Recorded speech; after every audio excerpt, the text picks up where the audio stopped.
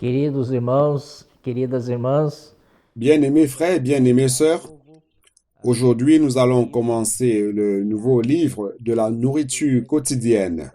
C'est le livre numéro 3 et la couverture c'est cette couleur-ci. Nous sommes dans la série Alors viendra la fin et le titre de ce volume c'est Préparer le matériau pour l'édification. Nous allons commencer par la première semaine qui a comme titre Préparer le matériau pour l'édification. C'est le même thème. Et nous allons donc voir la première semaine. On va commencer par la première semaine. Nous entrons directement dans la nourriture quotidienne. Le titre de lundi, c'est Édifier la maison du Seigneur. Nous avons donc choisi certains versets que nous allons lire. Agé chapitre 1, 7, 8, qui disent ceci. Ainsi parle l'Éternel des armées. Considérez attentivement vos voies. Montez sur la montagne, apportez du bois et bâtissez la maison. J'en aurai de la joie et je serai glorifié, dit l'Éternel. Ici, nous voyons qu'au chapitre 1 au chapitre 15 de Matthieu, le Seigneur était en train de préparer ce matériau pour l'édification qui se trouve dans le chapitre 16. Et ces versets nous montrent deux aspects. Premièrement, monter sur la montagne pour apporter le matériau, apporter du bois. Et deuxièmement, c'est bâtir la maison. Ici, lorsqu'il dit monter sur la montagne, c'est ce sur quoi nous avons mis l'accent avec la parole prophétique. La parole prophétique en soi a mis l'accent sur la prédication de l'Évangile, sur le colportage dynamique par heure, par opportunité, et nous encourage à sortir pour prêcher l'Évangile. Donc, lorsque nous sortons pour prêcher l'Évangile et que quelqu'un accepte notre parole, reçoit notre parole et est converti, alors elle devient matériau pour l'édification. Et le deuxième pas, c'est proprement parler l'édification de la maison du Seigneur, qui est l'église du Seigneur.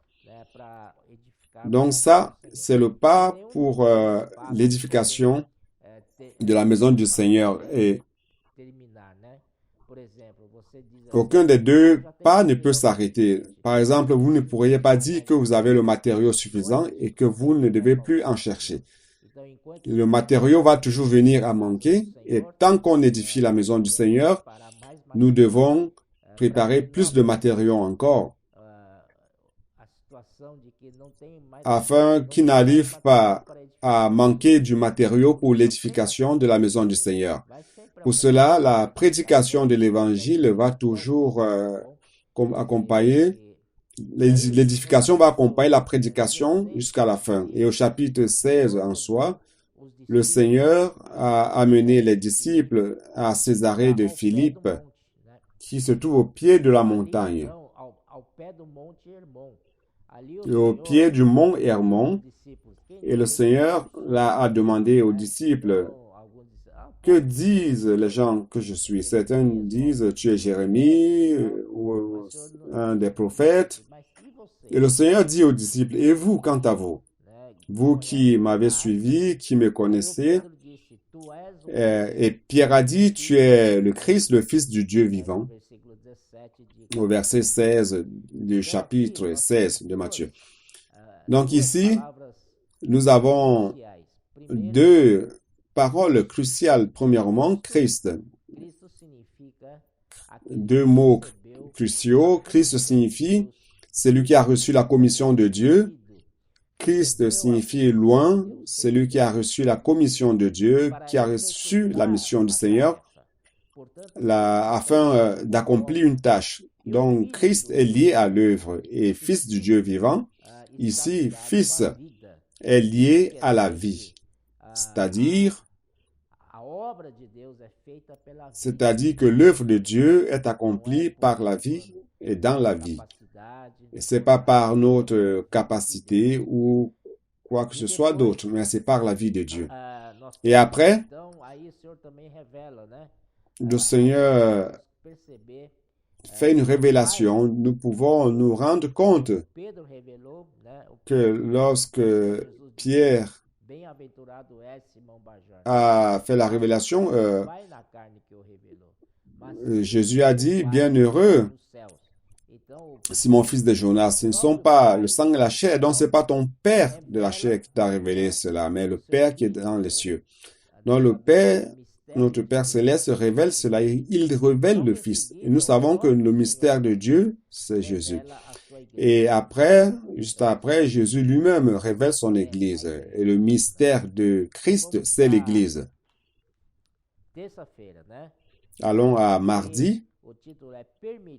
Ici, le titre, c'est « Permettre le travail du Seigneur en nous ».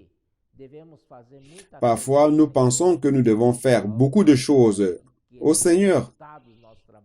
Et nous voulons des résultats à notre travail, parce que Dieu veut les fruits du travail. Et alors, nous faisons tout pour agir par notre force et capacité, notre propre habileté. Mais ce n'est pas du tout cela. Le plus souvent, il ne s'agit pas d'accomplir l'œuvre au Seigneur, mais de voir ô combien il peut travailler en nous, travailler dans notre personne. Ça, c'est servir le Seigneur. Et continuons, l'édifice du Seigneur, lorsque l'Église sera édifiée, le Seigneur dit que les portes du séjour des morts ne prévaudront point contre elle. Contre qui? Contre l'Église édifiée. Donc, il est important que l'Église soit édifiée, car une Église édifiée n'ouvre pas de brèche aux attaques du Hadès, qui représente le royaume des ténèbres. Donc, si nous pouvons édifier l'Église, alors nous ne permettrons pas qu'il y ait des brèches afin que les portes du séjour nous nuisent. C'est pour cela que dans Galates 5.20, allons-y, dans Galates 5.20, ici il dit, les œuvres de la chair sont manifestes, ce sont l'impudicité, l'impureté, la dissolution, l'idolâtrie, la magie, les inimitiés, les querelles, les jalousies, les animosités, les disputes, les divisions, les sectes, l'envie, l'ivrognerie, les excès de table et les choses semblables. Je vous dis d'avance, comme je l'ai déjà dit, que ceux qui commettent de telles choses n'hériteront point le royaume de Dieu. Donc, frères, c'est important. Au fur et à mesure que le Seigneur va traiter notre personne, il va éliminer tous ces éléments de notre personne. Et de manière concomitante, l'Église sera édifiée. Donc, il est important que nous renions à nous-mêmes afin que l'Église soit édifiée.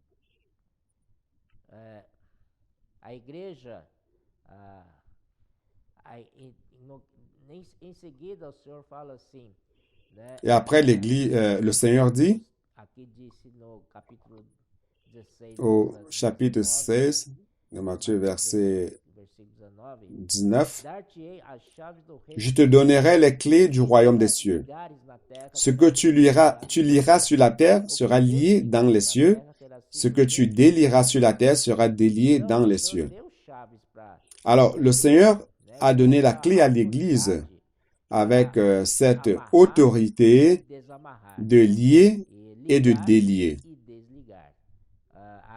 d'attacher et de détacher. Donc, le sens, c'est lier et délier, ou attacher et détacher. Donc, le ciel sait déjà ce qu'il faut attacher ou détacher, ce qu'il faut lier ou délier. Mais les cieux dépendent du commandement ici sur terre. Et c'est l'Église qui doit activer cette commande. Si l'Église attache ici sur la terre, ça sera attaché au ciel. Si l'Église détache sur la terre, ça sera détaché au ciel. Ici, il dit, je te donnerai les clés. Donc, les clés, c'est au pluriel. Nous savons que une des clés a été utilisée pour le salut des Juifs. Acte 2, lorsque les 120 Galiléens étaient là, devant une multitude de Juifs qui allaient à la fête. D'un coup, l'Esprit Saint est descendu sur eux et les a remplis. Il a rempli d'un vin impétueux la maison dans laquelle ils étaient. Ils ont commencé à parler en d'autres langues. Et une autre opportunité, c'était durant le salut des gentils. Une clé a été utilisée pour le salut des Juifs et l'autre clé pour le salut des Juifs dans Acte 2 dans la maison de Corneille. C'est très important cela. Allons donc dans Matthieu 16. Matthieu 16.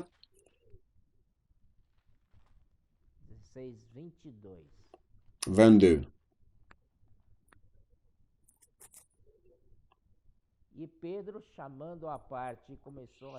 Pierre, l'ayant pris à part, se mit à le reprendre et dit, « À Dieu ne plaise, Seigneur, cela ne t'arrivera. »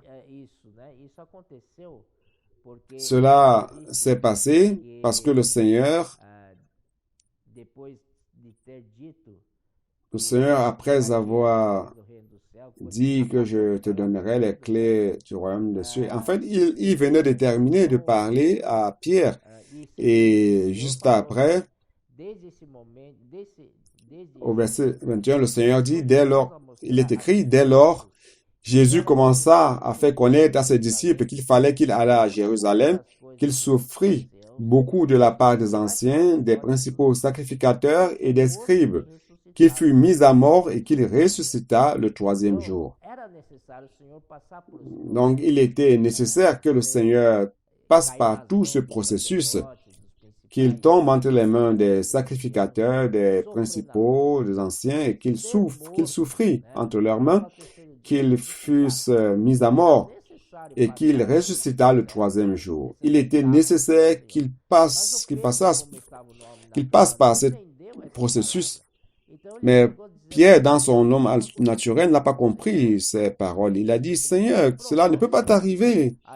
Et il a commencé à reprendre le Seigneur. Et le Seigneur lui a dit quelque chose, qui est au verset 22. Pierre, l'ayant pris à part, se mit à le reprendre et dit, à Dieu ne plaise, Seigneur, cela ne t'arrivera pas. Et la réponse de Jésus, mais Jésus se retournant dit à Pierre, arrière de moi, Satan, tu mets en scandale, car tes pensées ne sont pas les pensées de Dieu, mais celles des hommes. Donc nous voulons attirer votre attention, frère, de faire très attention, afin que notre attitude ne soit pas une attitude en déphasage, que notre parole ne soit pas celle d'un homme naturel, comme fut le cas de Pierre. Au même moment où il a dit que tu es le Christ, le Fils de Dieu, et dans le même chapitre, quelques instants après, il a été repris par le Seigneur, le traitant de Satan. Donc ça, c'est notre expérience. Nous avons cette dualité à l'intérieur de nous. D'un côté, nous plaisons à Dieu, de l'autre côté, nous ouvrons des portes à Satan. Et cela se passe malheureusement.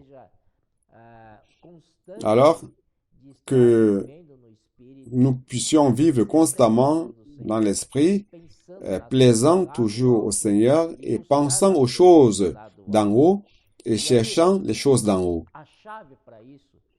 Et la clé pour cela, c'est dans Romains 8, 6 qui dit ceci.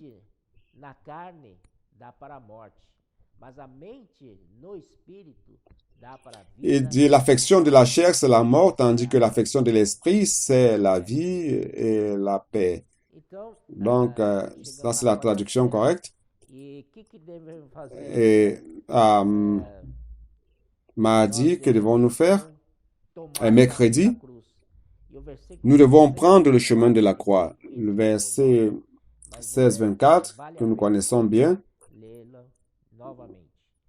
ça vaut la peine de lire de nouveau. Donc 24 dit, alors Jésus dit à ses disciples, si quelqu'un veut venir après moi, qu'il renonce à lui-même, qu'il se charge de sa croix et qu'il me suive. Donc la vie d'Église consiste à suivre le Seigneur. Et pour suivre le Seigneur, nous devons prendre la croix. Nous ne pouvons pas faire tout ce que nous voulons. Nous sommes dans la vie d'Église pour faire la volonté du Seigneur. Alléluia. Et jeudi, à partir de maintenant, nous voulons, frères, montrer que le Seigneur avait un objectif très fort pour la prédication de l'Évangile et sauver des personnes, aider les personnes, car ces personnes étaient toutes déconnectées de Dieu. Elles vivaient dans un chaos, leur vie était une confusion. Lorsque nous nous déconnectons de Dieu, notre vie devient totalement à la renverse, selon un terme populaire. Donc, on ne peut pas avoir une vie sans Dieu. Et le Seigneur, sachant cela, est allé après les personnes. Il allait où se trouvaient les personnes, avec un regard de compassion. Vendredi, par exemple, parle de l'empathie du Seigneur. Le Seigneur allait chercher les personnes, il faisait tout son possible pour les sauver. Donc, on va voir certains versets. Le Seigneur, qu'est-ce qu'il faisait? Le chapitre 13 de Matthieu, verset 4, dit que le Seigneur est le semeur. Et le semeur est allé semer. Donc, il y a 4 aspects de terre. Mais il y aura toujours un type de terre qui est la bonne terre. Donc, nous ne devons pas désister de semer. Nous allons semer cette parole du royaume avec la phrase que nous connaissons tous.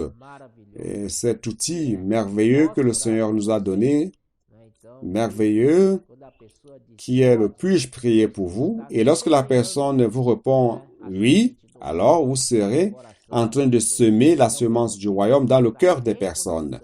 Et en même temps, vous serez en train de reconnecter les personnes à Dieu. Ici, 18, 20, vous pouvez lire le 8, 20, Matthieu 8, 20. Il dit, les renards ont des tanières, les oiseaux du ciel ont des nids, mais le Fils de l'homme n'a pas où reposer sa tête. Le Seigneur se souciait pour sauver des personnes qui n'avaient pas de repos. Il n'avait même pas un lieu où incliner sa tête, c'est-à-dire qu'il n'avait pas de repos. Donc, ça, c'était le cœur du Seigneur. Lorsque le Seigneur allait dans les rues, il allait de ville en ville, prêchant l'évangile du royaume et de village en village. Le Seigneur regardait la situation des personnes et il sentait une tristesse, il avait une empathie pour elles. Il avait de la compassion. Et nous savons que cette compassion, c'est le splagnon de Christ. Le splagnon, c'est un mot grec qui a aussi une traduction en portugais ou en français. C'est avoir de l'empathie, c'est se mettre à la place de la personne. Le Seigneur a vu que la multitude était fatiguée et affligée comme des brebis sans pasteur.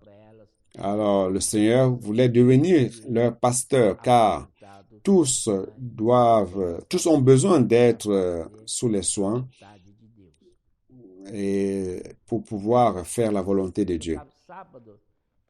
Et samedi, nous allons voir ce sentiment d'urgence du Seigneur. Et c'est impressionnant de voir que le Seigneur ne s'arrêtait pas.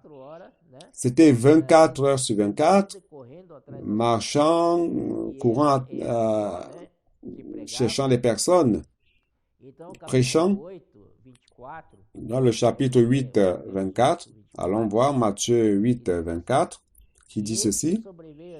Et voici, il se leva sur la mer une si grande tempête que la barque était couverte par les flots.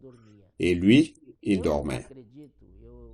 Je crois, j'ai écrit cela dans la nourriture quotidienne. Je crois que le Seigneur a dormi parce qu'il était fatigué. Imaginez, dans une situation normale, est-ce que vous parviendrez à dormir lorsque la barque affronte une tempête et des grands flots apparaissent? C'est pas possible. Si bien que les disciples mouraient de peur. Premièrement, parce que le Seigneur savait que cela n'est rien. Il est l'autorité sur toute la création et sur le royaume de Satan aussi. Il avait l'autorité pour cela. Mais de l'autre côté, le Seigneur était en train de dormir dans la barque. Cela signifie que le Seigneur n'avait pas un endroit où reposer sa tête. Et ce moment-là lui apparaissait comme un moment de repos, de dormir. Nous rendons grâce au Seigneur.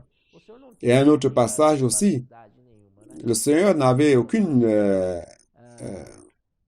privacité. Le Seigneur était à Capharnaüm dans la maison. Lorsque vous entrez dans votre maison après un jour de travail, vous voulez vous reposer un peu, n'est-ce pas? Vous voulez récupérer les forces. Mais lorsqu'il est arrivé dans la maison de Capharnaüm, c'était rempli de personnes qui voulaient l'écouter, qui voulaient qu'il fasse, qu'il guérisse, qu'il expulse les démons, tout cela. Donc le Seigneur n'avait pas de repos. Alors 4 hommes sont apparus transportant un paralytique et ne pouvaient pas transporter ce paralytique jusqu'au Seigneur car il y avait plein de personnes, c'était rempli de personnes. Et vous savez ce qu'ils ont fait, ces 4 hommes? Ils sont montés sur le toit, ils ont ouvert un trou pour faire descendre avec des cordes le lit de ce paralytique devant le Seigneur où il était, afin d'être guéri. Waouh! Le Seigneur n'avait pas de repos. Le Seigneur n'avait pas de privacité non plus. Il n'avait pas de vie privée non plus. La seule vie privée que le Seigneur avait, je vais vous montrer cela, c'est dans Marc 1, 35. Vers le matin,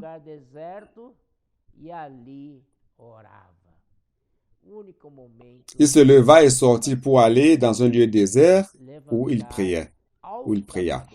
Donc, le seul moment où il avait un moment privé à lui, c'était de se lever très tôt le matin et aller dans un lieu désert tout seul. Et qu'est-ce qu'il faisait? Il priait.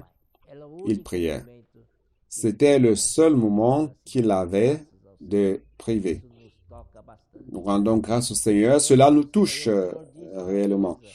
Et le Seigneur a dit quelque chose. Il a dit que la moisson est grande. C'est dans Matthieu 9, 37b et 38. Mais il y a peu de travailleurs. Donc, frère, ça va toujours être comme cela. La moisson sera toujours grande et peu d'ouvriers. C'est pour cela, frère, si tu as été touché par le Seigneur, je suggère que tu ailles servir le Seigneur, que tu ailles dans un CPEV, le centre de perfectionnement pour la propagation de l'Évangile. Amen. Alors, tu seras dans cette armée d'hommes pour mener à bien cette prédication de l'Évangile. Et dimanche, nous sommes en train de terminer.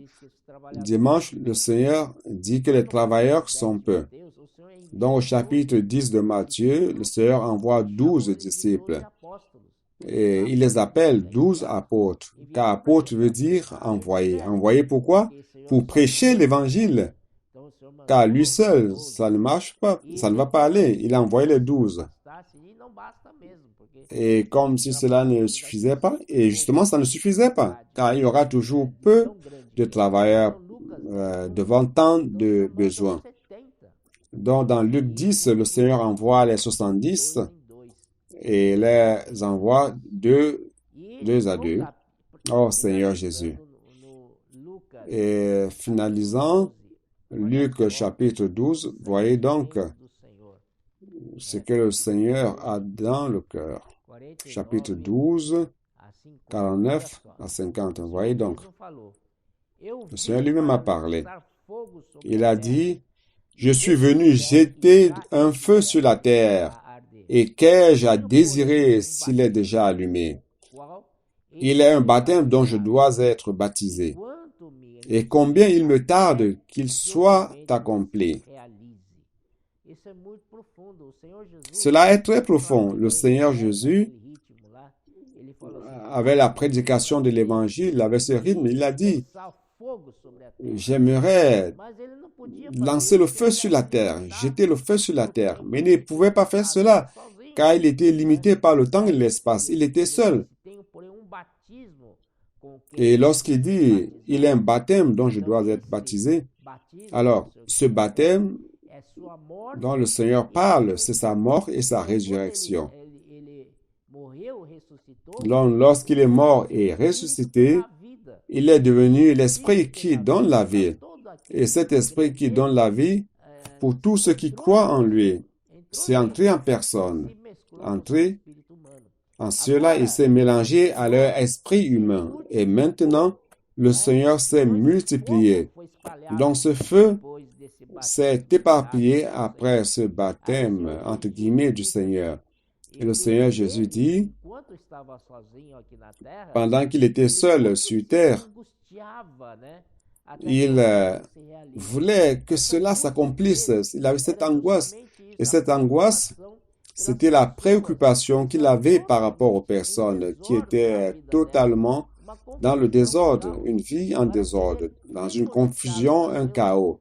Il voulait les reconnecter à Dieu afin qu'elles aient leur vie de nouveau ordonnée et qu'elles aient la paix avec Dieu. C'est ça, ce sentiment du Seigneur que nous voulons vous transmettre, frère.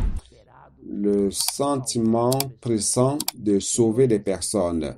Seigneur Jésus, merci beaucoup pour ce nouveau tutoriel. Amen.